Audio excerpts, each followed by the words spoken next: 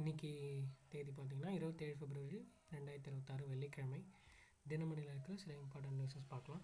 Okay, first பார்த்திங்கன்னா headlines என்ன கொடுத்துருக்காங்கன்னா, விரைவில் தடையற்ற வர்த்தக ஒப்பந்தம், இந்தியா இஸ்ரேல் உறுதி. ஸோ நம்ம பிரதமர் இஸ்ரேலுக்கு போயிருக்காரு, நேற்று நம்ம பார்த்துருந்தோம்.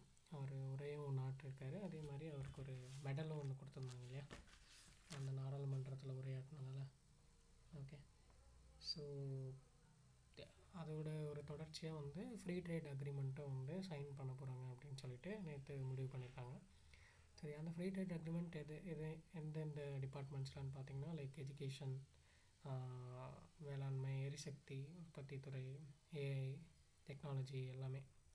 ஓகே, டிஜிட்டல் பேமெண்ட்ஸ் எல்லாமே. சரியா, அதெல்லாம் கொடுத்துருக்காங்க. கிட்டத்தட்ட 17 ஒப்பந்தங்கள் கையெழுத்தாக போகுது அப்படின்னு சொல்லிட்டு. சரியா, ஓகே. அதே மாதிரி பார்த்திங்கன்னா, நம்மளோட பிரதமர் வந்து இந்த நாஜிக்கல் ஹிட்லர் வந்து யூதர்களை கொண்டு போகிறாங்க இல்லையா, இனப்படுகொலைக்கு வீரங்களும் ஜெருசலேமில் இருக்கிற ஒரு எட் வெஷேம் அப்படின்ற ஒரு நினைவிடத்தில் ஒரு அஞ்சலியும் செலுத்தியிருக்காரு. அந்த நேம் மட்டும் ஞாபகம் வச்சுக்கோங்க. ஓகே, எட் வெஷேம். சரியா, ஓகே. ஸோ இதுதான் நம்ம முதல் செய்தியில் பார்க்குறோம். அப்படியே நம்ம நெக்ஸ்ட் வந்தோம்னா, நீங்கள் செய்திகள் குறைவு தான், டக்குன்னு பார்த்து முடிச்சிடலாம். ஓகே, ஸோ இங்கே என்ன கொடுத்துருக்காங்கன்னா, இனி மாணவர்களுக்கு மத்தியில் நல்லக்கண்ணு, தானமாக உடல் பாடமாவது எப்படி. ஸோ நம்ம நேற்று பார்த்தோம்னா நல்லக்கண்ணை அவர்கள் இறந்து போயிருந்தார். அவர் வந்து அவரோட உடலை வந்து தானமாக வழங்குறேன்னு சொல்லிட்டு ஒரு லைக் அவரே வந்து எழுதி கொடுத்ததா நம்ம நியூஸ்லலாம் கூட பார்த்துருந்தோம் இல்லையா. அதுவும் சென்னை மருத்துவக் கல்லூரிக்கு, சென்னை அரசு மருத்துவக் கல்லூரிக்கு அவர் உடலை தானமாக கொடுக்குறேன் அப்படின்னு சொல்லிட்டு அவர் கையெழுத்து போட்டிருந்ததாக பார்த்துருந்தோம்.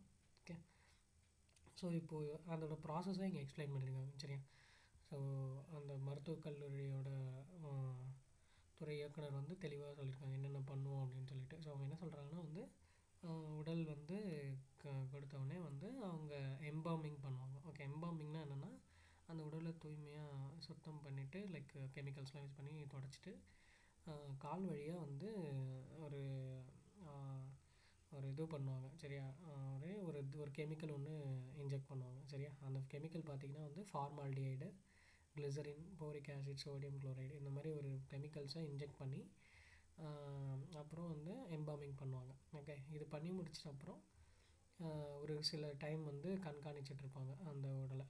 ஓகே, ஸோ நல்லா பதப்படுத்தி வச்சுருப்பாங்க. அதுக்கப்புறம் பார்த்திங்கன்னா ஃபார்மலின் இதுவில் வச்சு நல்லா தண்ணியில் வச்சு நல்லா ஊற வச்சு, லைக் நீங்கள் இந்த படத்துலலாம் பார்த்துருப்பீங்களா, அந்த மாதிரி பதப்படுத்தி வைப்பாங்க ஃபார்மலின்லாம் யூஸ் பண்ணி.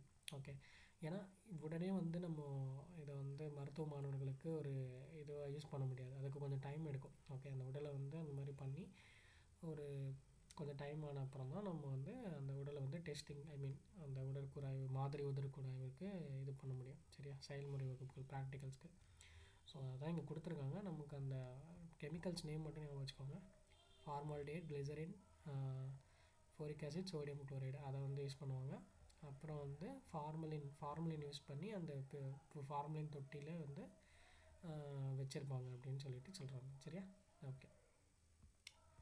சரி, அடுத்து வந்தோன்னா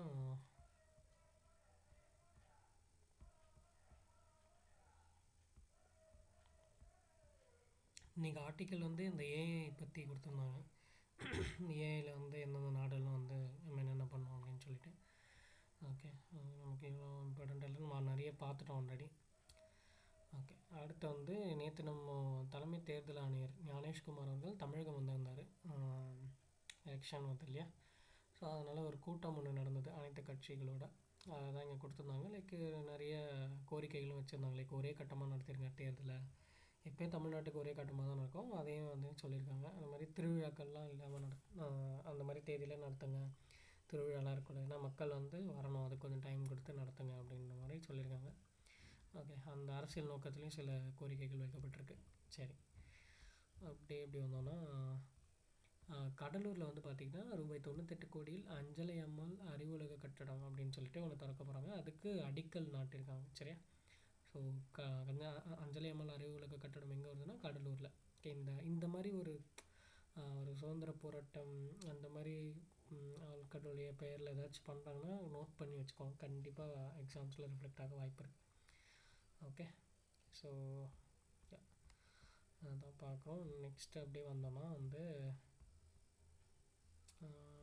முக்கியமான செய்திகள் எதுவும் இல்லை, இந்த அரசியல் செய்திகளாக தான் இருந்துச்சு.